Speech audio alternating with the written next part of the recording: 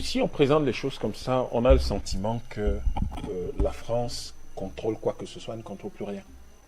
Rien du tout. D'abord, c'est une contre-vérité d'imaginer que l'opération Barkhane était faite pour rester dans le temps. Voici ce que le président français lui-même dit. Nos interventions doivent être mieux limitées dans le temps. Et ce, dès le début, nous n'avons pas à rester engagés sans limite de temps dans des opérations extérieures. Ça veut dire que l'opération Barkhane était censée être une opération illimitée dans le temps. Justement, c'est pour les raisons que c'est ça qu'il dit. Elle n'allait pas s'éterniser sur le continent. Non, elle a été conçue pour s'éterniser dans le continent. C'est ce qu'il dit lui-même. Hein. Là, c'est son discours. Ce n'est pas moi qui le dis là. Ça, c'est son discours. Et il dit donc, nous devons faire les choses autrement. Ça ne doit plus être conçu pour s'éterniser dans le temps. Mais ça a été conçu donc, ce qui veut dire que... Peut-être parce que l'opération est extrêmement 1000 ans, 9 ans. Non, pas du tout. Après, la question, c'est pas, nous, on ne compte pas. Et ils peuvent compter, c'est leur problème. C'était leur opération. C'était pas la nôtre. Ils peuvent compter autant qu'ils veulent. C'est pas ça. Ça ne nous concerne pas. Ça nous concerne dans la mesure où après, nous allons faire le décompte de tout ce qu'on a perdu. Qu'est-ce que le Mali a perdu? Quels sont les fils du Mali qui ont été tués là-dedans? Qu'est-ce que le Mali a perdu comme ressources? À ce moment, on compte les années. Mais après, si ce n'est pas le cas, ça n'intéresse personne. C'est à eux de compter et de voir ce que ça représente. Non, voilà ce qu'il dit. Ça veut dire que cette opération, si je m'appuie sur ce que dit le président français lui-même, ça veut dire que cette opération a été conçue pour être une opération perpétuelle. N'oubliez pas que nous avions même depuis le XVIIe siècle des espèces de chartes que les Européens donnaient à des simples entreprises qui portaient sur 1000 ans. Et vous allez comprendre pour quelle raison est-ce que c'était fait comme ça. D'abord, je voudrais, à la suite de mes compatriotes africains, rappeler quelque chose. C'est important d'insister là-dessus, de le rappeler. Si vous voulez, on le dit même 1 million de fois. Sur quoi? La France n'a jamais mis fin à l'opération Barkhane. L'opération Barkhane, à la fin de cette opération, a été sifflée par le Mali. Il faut que ce soit rappelé 1 milliard de fois et que nos enfants, demain, après-demain, nos descendants, sachent que c'est exactement comme ça qu'ils sont partis du Vietnam. C'est comme ça qu'ils sont partis d'Algérie. Battus par les pays dans lesquels ils se trouvaient. Point. Maintenant, la France peut toujours dire, oui, mais on a mis fin. Ça, c'est leur discours intérieur. Évidemment, il fallait que le président fasse une clôture budgétaire. Donc, s'il fait une simple opération administrative chez lui, c'est son problème. C'est une opération purement administrative, puisqu'il va à Toulon pour s'adresser aux armées. Tout à fait. Donc, c'est une opération purement administrative. Mais sur le terrain, en ce qui concerne le théâtre des opérations, c'est le Mali qui y a mis fin. Et ça fait bien longtemps que le Mali y a mis fin, avec un calendrier contraignant de départ, qui a heureusement été respecté, puisque le 15 août, à Gao, le dernier soldat français était parti. Donc, c'est les Maliens qui ont mis fin à l'opération Barkhane, pas les Français. Historiquement et factuellement, c'est le Mali. Et il faut rappeler ça à tout le monde. Maintenant, s'il y en a qui ne veulent pas, qui dénient l'histoire, même récente, que tout le monde voit là, c'est leur problème. Ils peuvent s'y engager. Je voudrais dire beaucoup de choses par rapport à cette affaire, où le président français, il dit qu'il met fin à l'opération Barkhane alors que c'est un dol. En fait, il se contredit dans son discours lui-même. Au début, il dit que c'était fait pour durer éternellement. Après, il commence à dire il ne faut pas du tout qu'on fasse des choses comme ça. Donc, il y a une inflexion. Et comment est-ce que vous comprenez cette attitude-là? C'est-à-dire que cette contradiction, ce que vous décelez comme contradiction dans la posture du président français. 2 ou 3 petites choses que je voudrais dire qui sont des préalables permettront de comprendre. Je vous en prie, voilà. La première, c'est que les Français justifient cette affaire en disant que, entre autres choses, en disant qu'il y a des manifestants anti-français, par exemple au Burkina Faso, et que ces gens brandissaient le discours, ont essayé de s'attaquer à l'ambassade française, et donc voilà autant de choses, entre autres raisons, qui poussent le président français à mettre fin à l'opération Barkhane. Rien n'est plus faux. Ce qui se passe au Mali, là, ça n'a rien d'anti-français. Ça ressemble à quelque chose que les Français connaissent très bien dans leur histoire. Ça s'appelle la résistance. Tous les résistants français de la période 40 à 44 contre l'Allemagne, je vous rappelle que cette résistance est célébrée aujourd'hui et son souvenir est rappelé à tout le monde, est entretenu. Alors, si les gens sont incapables de faire des parallèles historiques et de trouver que ce qui est passé au Burkina Faso, c'est exactement ce que les Français eux-mêmes ont fait dans les années 40 et 44, c'est qu'il y a un problème. Faut quand même pas, n'essayons pas de dire rouge quand ça nous plaît et dire vert après quand ça ne nous plaît pas. C'est exactement la même chose que les Burkinabés ont fait. Ça veut dire que c'est un acte historique. Et c'est un acte de patriotisme, c'est un acte d'expression de la liberté. La liberté. La liberté. La liberté. Comme disait John Adams à l'époque lorsqu'il défendait celui qu'on appelait Singbe-Pied. Vous pouvez relire ça dans le livre Amistad. La liberté. Quelle est la chose pour laquelle les hommes se battent le plus? La liberté. Et c'est ça. C'est pour ça que les Français se sont battus, se sont dressés contre les Allemands. C'est ce que les Burkinabés ont fait. Ils se dressent contre des gens qui viennent occuper leur territoire et qui leur font subir les choses que les Allemands ont fait subir aux Français. Première chose, le franc CFA, monnaie nazie. C'est exactement ce qui s'est passé au Burkina. Ça n'a rien à voir avec quelque chose que ce soit d'un sentiment anti-français.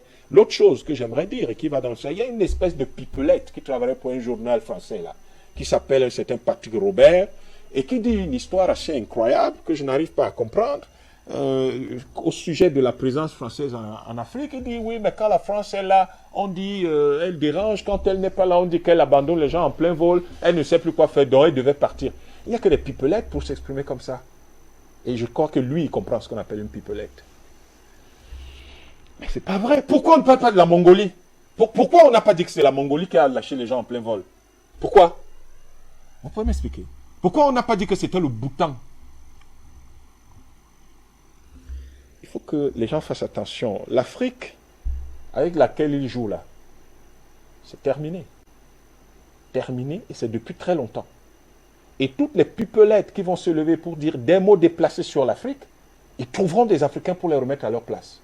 Et dire au monde entier exactement qui ils sont. Alors, le président français vous dit, oui, il faut limiter et réduire l'exposition des armées africaines, l'exposition en Afrique par les armes à travers des opérations comme Barkhane, et essayer plutôt de gagner les esprits et le cœur des Africains. Non. Non, non, il n'y a aucun cœur, aucun esprit à gagner en Afrique. Les cœurs des Africains ont un continent à aimer. Les esprits des Africains ont un continent à construire. Alors on n'a pas le temps. On n'a pas le temps. Nous n'avons plus le temps d'écouter les gens, d'aimer les gens ou de construire les gens. Nous avons un continent à construire. Nous avons un continent à aimer. Nos cœurs ne sont plus là. En tout cas, ceux des Africains d'aujourd'hui, il faut oublier. Ce n'est plus le cas. C'est terminé ça. Donc n'essayez pas de conquérir nos cœurs ou nos esprits. Ça ne viendra pas. C'est fini, c'est terminé. Battu au Mali, vous n'avez plus de place en Afrique, vous rentrez chez vous. Aussi simple que ça. Alors, je crois que l'Afrique a besoin aujourd'hui de s'occuper de l'Afrique et la France ferait mieux de gagner le cœur et les esprits des Français. Je crois qu'il y a beaucoup de travail à faire là-bas. Puis il y a cette chose assez curieuse où dans cette affaire, on traite des gens qui ont tué, qui ont massacré en Afrique, on dit que ce sont des djihadistes. Moi, je suis très surpris. Les gens eux-mêmes, allez sur YouTube, il y a des vidéos à n'en plus finir, ces gens eux-mêmes disent qu'ils ne sont pas des djihadistes, qu'ils sont des mercenaires, qu'ils sont payés pour faire ce qu'ils font. Mais vous les traitez de djihadistes. Alors, sauf que c'est une rhétorique de guerre. Parce que vous devez donner aux gens une caractérisation qui justifie en fait votre action belliqueuse.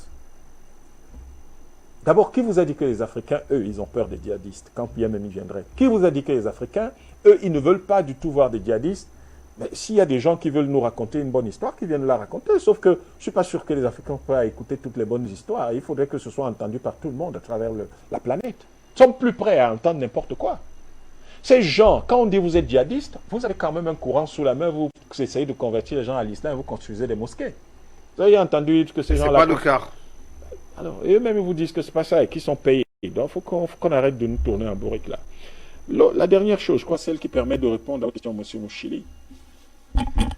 Ils nous disent que les responsables français, politiques et militaires français, ils avaient une question à laquelle ils devaient répondre, celle de la viabilité de l'opération Barkhane. Rien n'est plus faux. Ce n'était pas ça la question à laquelle ils devaient se poser. La question à laquelle ils étaient confrontés, je vais vous la lire. La voici. La question était de savoir quelle est la bonne façon d'obtempérer à l'ultimatum malien.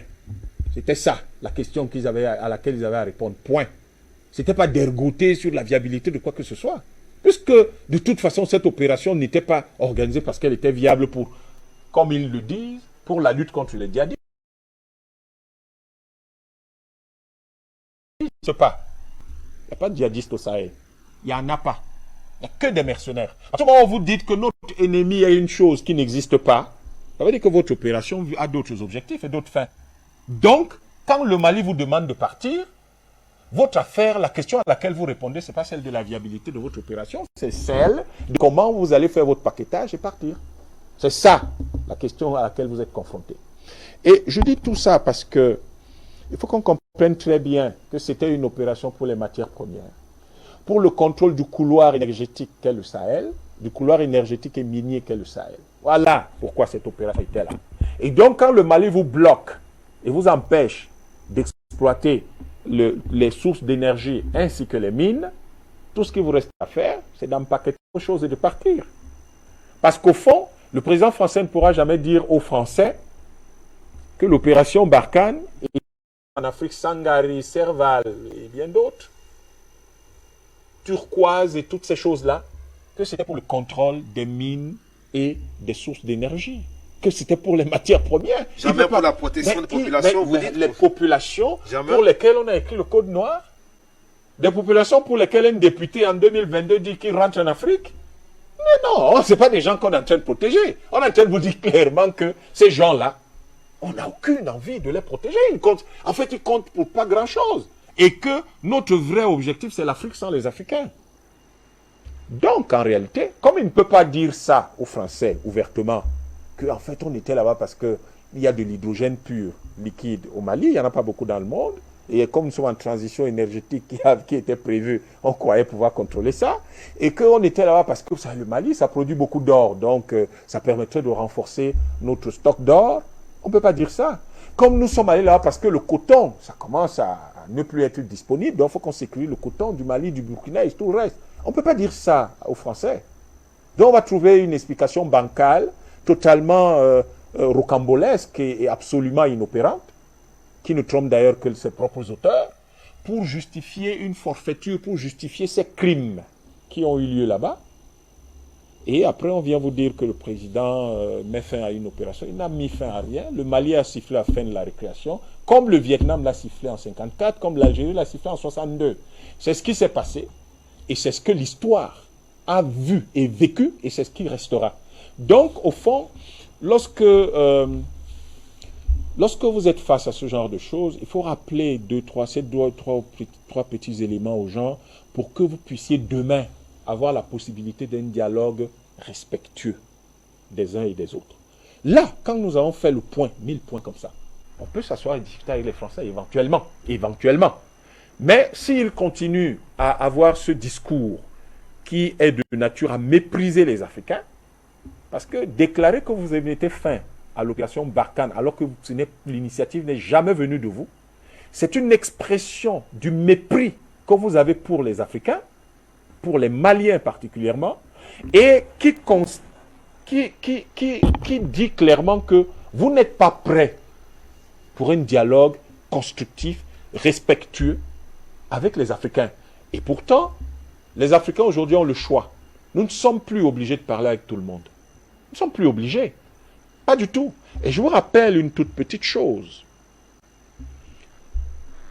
Sans les pays qui utilisent le franc CFA, la France, là, je peux vous assurer qu'elle ne survivrait pas sous la forme que vous connaissez aujourd'hui. Parce que sans ces pays-là, Paris n'aurait plus les moyens de retenir la Bretagne, l'Alsace-Lorraine, la Corse, le Pays Basque, et peut-être bien d'autres, peut-être même le Bordelais. Ces gens-là, il y a un risque sérieux de démantèlement de la France. Voilà des problèmes beaucoup plus importants dont doit s'occuper la France. Mais comme les ressources venaient ou viennent encore de l'Afrique où on utilise le franc CFA, et qu'il va y avoir un terme progressif, d'abord au Mali c'est terminé, le Burkina c'est presque entériné, l'Afrique centrale, croyez-moi, ça a été drastiquement réduit, et ça va s'arrêter bientôt lorsque la fusion à la CEAC sera définitive, et vous comprenez pourquoi on nous crée une guerre entre la RDC et le Rwanda, qui sont deux membres de la CEAC, alors qu'on aurait pu régler les différends qui existe et d'une manière qui est propre à notre façon de faire en Afrique centrale. Donc, je pense que, en fait, M. Moshili, c'est la réponse que je peux vous donner. Hypocrisie, sincérité, c'est le problème de la France. Ça ne nous intéresse pas. C'est à eux de voir. Ils sont hypocrites, tant pis. Ils sont sincères, tant pis. Par contre, ce qui est vrai, ce que je vous l'ai dit à un moment donné dans mon propos, les cœurs des Africains ont un continent à aimer. Les esprits des Africains ont un continent à construire. C'est l'Afrique. Non, faut pas dire ça. Mais pourquoi ça? On va dire les choses comme ça. Si ces soldats n'étaient pas venus en Afrique, ils ne seraient pas morts. Je pense que les familles françaises devraient porter plainte à l'État français. Qu'est-ce qu'ils avaient à faire en Afrique? Quand vous êtes... Mais qu'est-ce qu'un soldat? Peut-être qu'il faut qu'on aille parler... Il faut qu'on parle français aux Français. Attendez. Qu'est-ce qu'on appelle un soldat? Parce que j'ai comme l'impression que nous parlons et nous avons le sentiment que... Quelquefois, nous nous demandons est-ce qu'ils comprennent leur langue? Je ne sais pas. Soldat veut dire quoi? Définition. Alors, dans leur propre dictionnaire. Ouais. Vous allez ouvrir. Homme qui sert dans une armée. C'est ça qu'on appelle soldat. Ça, c'est la rousse. C'est leur dictionnaire. Dictionnaire Le Robert. C'est leur dictionnaire. Voilà. Qu'est-ce que ça veut dire le soldat? Homme équipé et instruit par l'État pour la défense du pays. Je répète. Peut-être qu'il semble que le peuple français, peut-être qu'il a oublié ce qu'on appelle soldat. Homme équipé et instruit par l'État pour la défense du pays. Le Mali, c'est la France. C'est le pays des Français. Et on parle français. On n'est pas en train de parler le mongol, le chinois qui ne comprennent pas. Homme équipé et instruit par l'État pour la défense du pays. Ils étaient faire quoi au Mali? Ils devraient se retourner contre l'État français pour défendre contre ce pays. Parce que ces enfants n'ont pas signé pour aller défendre d'autres pays. Le problème. Ils sont arrivés en Afrique à la demande des pays africains. Non, monsieur. Non. Les pays africains n'ont invité aucun pays européen. Aucun. Les pays africains n'ont invité aucun pays européen. Le seul pays que les pays africains ont invité ici, c'est la Russie. En 96, ils ont été invités. En 1896, ils ont été invités par les Italiens. En 1936, ils ont été invités par les Italiens. C'est les seuls. C'est tellement d'autres qui ont été invités ici.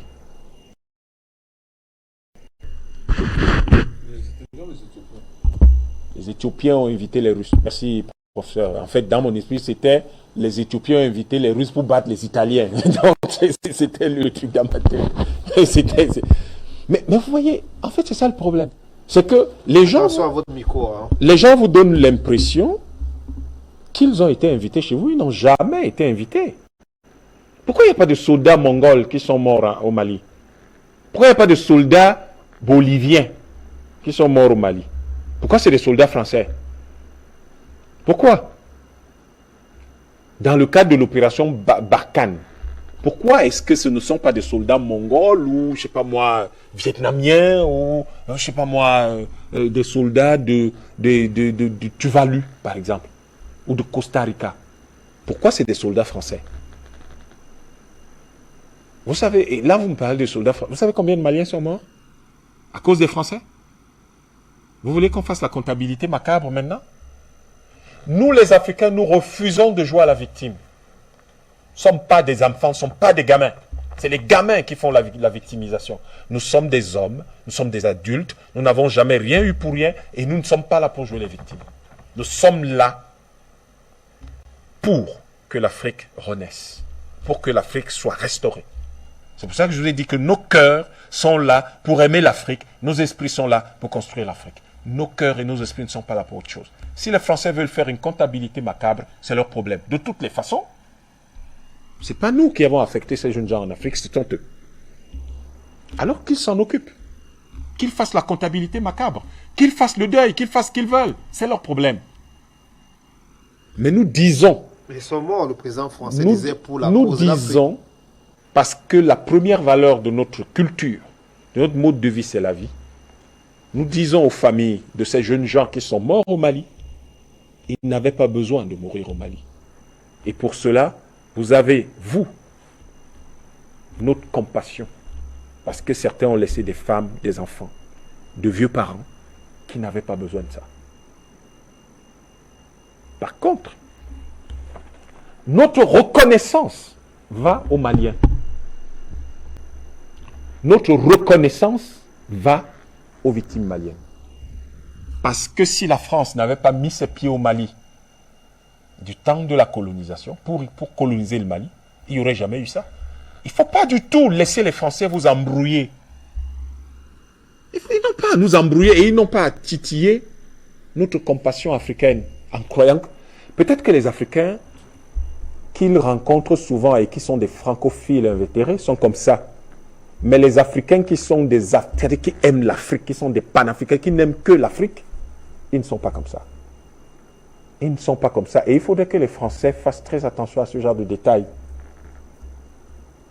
Ces choses qui semblent être des détails à leurs yeux.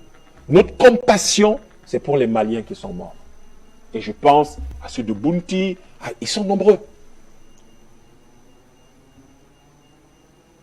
C'est à eux que va notre reconnaissance. À ces gens-là qui n'avaient pas besoin de perdre leur vie. Notre reconnaissance va à leur endroit. Et je vais vous dire, puisque nous n'avons inventé ni la colonisation qui a fait venir les Français au Mali, dès la fin du 19e siècle, et qui les y a installés tout au long du 20e siècle et jusqu'aujourd'hui au 21e siècle, puisque nous n'avons pas inventé le néocolonialisme par lequel ils sont encore là, où ils étaient encore là il y a quelque temps, alors je suis désolé, monsieur. De notre point de vue, il ne s'est passé, tout ce qui s'est passé, le tableau est négatif, sombre, point. Parce qu'ils n'avaient pas à venir chez nous. Rien de positif. Mais rien. Quoi? On est là en train de parler français, vous êtes sérieux? Mais il n'y a rien de positif. Tout est négatif parce que tous les problèmes qu'il y a au Mali, c'est à cause des Français. Citez-moi un seul qui est à cause des Maliens. Citez-moi un seul. Prenez tous les pays dans lesquels on utilise le franc CFA. Les problèmes, la cause, c'est les Français. Il n'y en a pas un seul qui soit, dont les peuples soient la cause. Il y a naturellement ce qu'on appelle, si vous voulez, des niveaux seconds, des niveaux accessoires de responsabilité. Mais lorsque vous êtes de simple faire-valoir, ce niveau-là, il change quoi? Rien du tout. Ce que nous, Français, nous avons un message pour vous, qui est gentil. L'histoire, ce n'est pas nous. L'histoire retiendra que ces gens n'ont fait que du mal chez nous. Il n'y a rien de positif à faire. Le jour où vous commencez à retenir une petite chose positive... Est-ce que ce n'est pas exagéré quand même, docteur? Il y a un petit bas. Je suis simple. Si les Français n'étaient jamais... Quand même. Vous savez, je vais vous dire une chose. Vous savez pour quelle raison un Suédois ne demandera jamais ce que le Congo a fait de bien chez lui? Je vous pose la question. Parce que le Congo n'est jamais allé coloniser la Suède. Donc il n'y aura jamais ce débat. Dès que quelqu'un vous a privé de votre liberté, monsieur, qu'importe ce qu'il fera, il a fait de vous un esclave et il n'y a donc rien de bon à retenir de votre collaboration avec lui. Il n'y en a pas.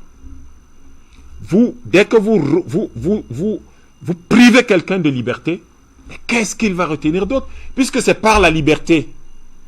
La liberté est l'expression la plus intègre, la plus juste de la vie. La liberté est l'expression la plus vraie de la santé. La liberté est l'expression par laquelle la force se manifeste. Mais quand vous en êtes privé, vous ne vivez pas, vous n'avez pas de force, vous n'avez pas de santé. Et du coup, vous fermez les yeux sur tout. Non, on ne ferme pas les yeux. Du coup, il ne se passe rien de bon parce que la vie, c'est quoi?